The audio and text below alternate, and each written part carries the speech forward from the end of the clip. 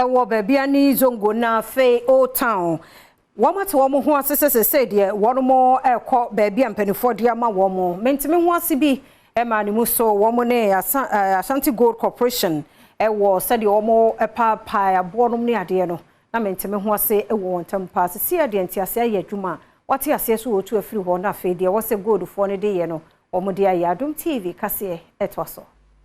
Baya fini ena ntokwa no mentime ho ase akoso ewa adehia wo mu Bibiani Zongo Old Town and Asante Gold Corporation no entem etemebefo no na wo kire de a dwumadi ne bia na mines fo no eye ewo honom no na de hawo ne sinso bone na ebre wo mu enkwa ene wo mu atenaye na abra afie twa mu no ye june mfimfin no tememu fo wo mu Bibiani Zongo and Old Town eko mines fo no adwuma no mu koto hye mines fo no bi eso na na mentime ho ase so ma ba mu a wedi mfinhia no be yedunan ehwere ne nkwa wa fimfin no ene adono mieno no emu wonsemwe ho ntino Asante Gold Corporation fo agiatum some be partner yefoforo de ma adehia wo mu ewo Bibiani Zongo na Old Town ya nsemwe no odi tudwa wa abra atoye atifido mantam musuafo ene afane mienu nyina akodi nkomo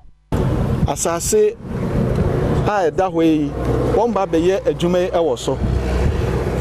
enti no akwanside ade a na ye akwanside kese pa wo mines no so wo mo besisi adan fofo ama Old Town fo ne Zongo fo nya baby atan na ye asase ho sem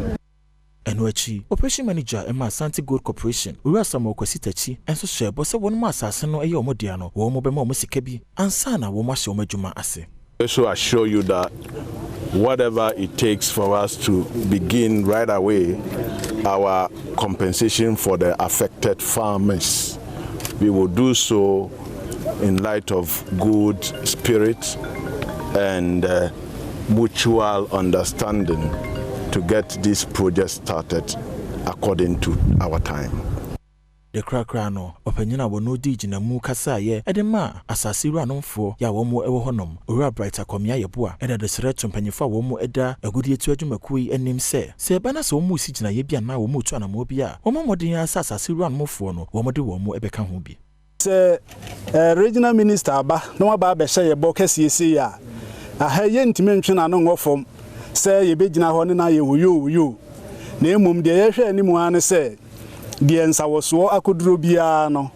dan a yenso yensa ebeka na afa bibia bekoso a ye besre manze mpanimfo ene mpanimfo bia wo mu edi mu bia eyeyie no se akuafo eya wo mu maye omumu ya bomfia na wo mu maye nte de ebekoso ewa asase no so